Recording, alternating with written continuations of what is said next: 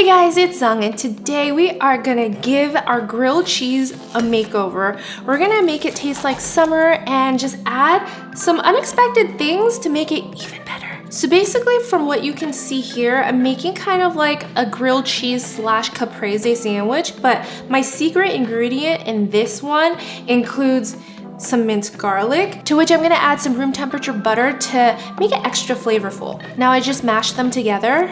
This kind of gives it that cheesy garlic bread vibe. That, who doesn't like garlic bread, you know?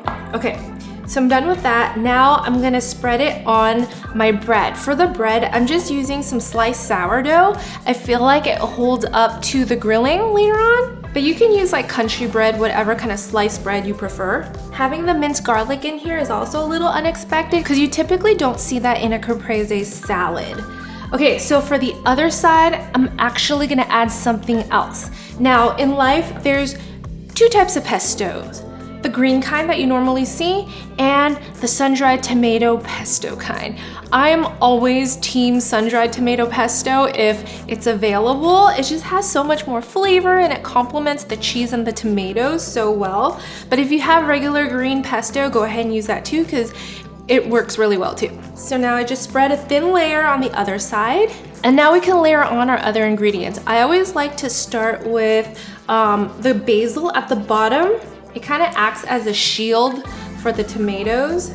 And I love a lot of basil, so go ahead and add as much or as little as you'd like. You can also add arugula to this too if you want a little bit more greens. And now we layer on the tomatoes. It's summertime. We have really awesome tomatoes available at the store, so I bought these gorgeous heirloom tomatoes.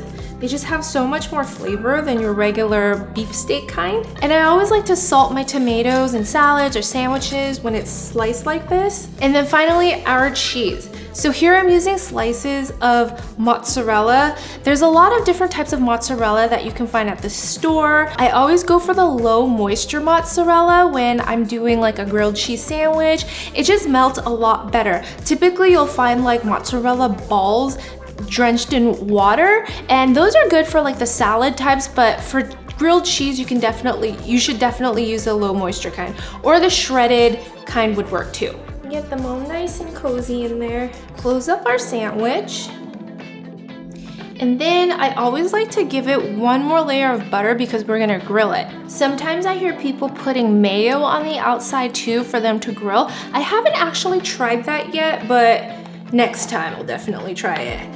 And just do that on both sides. Just be careful when you flip it over that it doesn't fall apart. Okay, now we're ready to grill.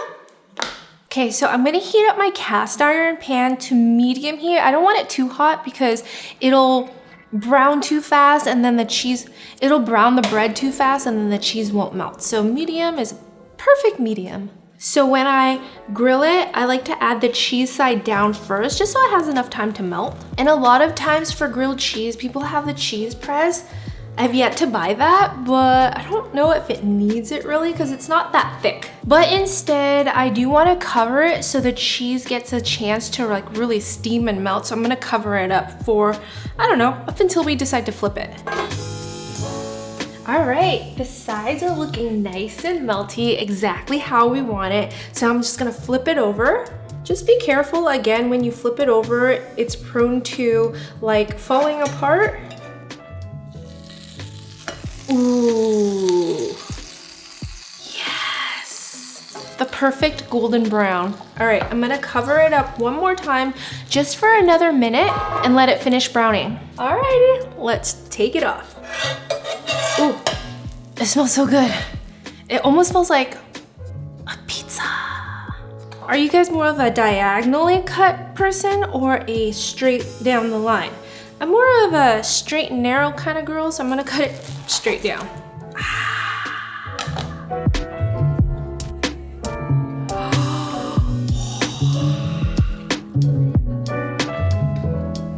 Whoa, we even get a little bit of a cheese pool because I cut it straight down the middle. You don't get that, but the sides, you definitely do. I'm gonna let it cool down just for like a minute before I bite into it. but it smells like your margarita pizzeria pizza, nice and fresh, warm and toasty on the outside. All right, let's give it a bite.